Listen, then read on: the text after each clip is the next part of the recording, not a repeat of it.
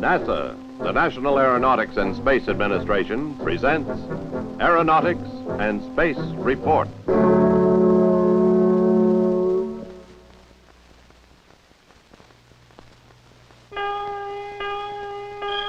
In just 3 days, the sun delivers to us as much heat and light as would be produced by burning the Earth's entire oil and coal reserves plus all the wood of its forests.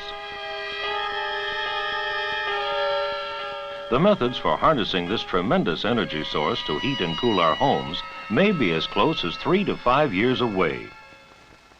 It is fairly clear now that the engineering of solar heating and cooling units is sufficiently advanced that they will compete roughly in the same price range as a standard gas or oil-fired or electric heating and cooling unit.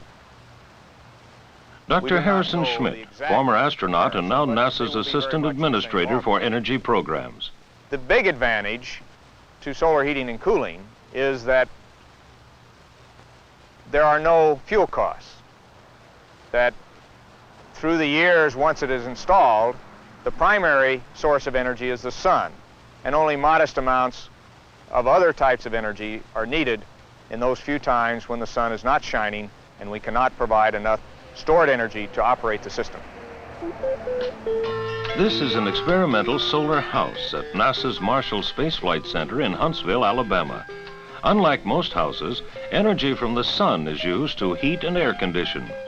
This reduces that large portion of most utility bills that go to pay for getting energy from the utility source to the home.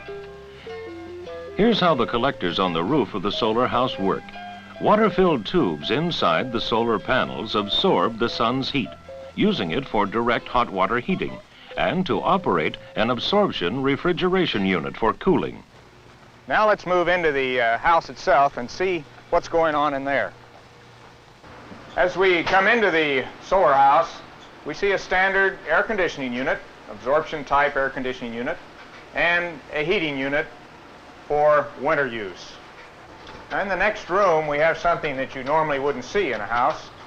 We have a bank of instruments that is recording the information from a variety of sensors that are part of our engineering evaluation.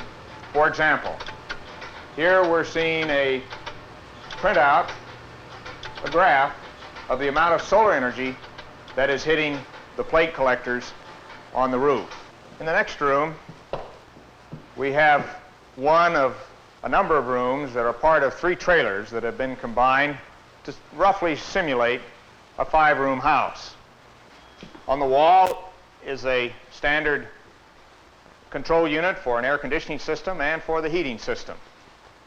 In this room, which might be in an ordinary house, one of the kids' bedrooms, we've set up one of the displays of the engineering points that are being produced by our analysis of this solar system. Here are the last 2 rooms of our solar house. The one on my right is used as an office space, again by the engineers analyzing our information. Here we have a computer, a small computer, that is combining the information that we have gotten from the analysis of our solar house with the engineering parameters that have been measured and attempting, and we think successfully, to demonstrate that this concept will work when we apply solar heating and cooling technology to the energy needs of the nation. This has been an Aeronautics and Space Report presented by NASA, the National Aeronautics and Space Administration.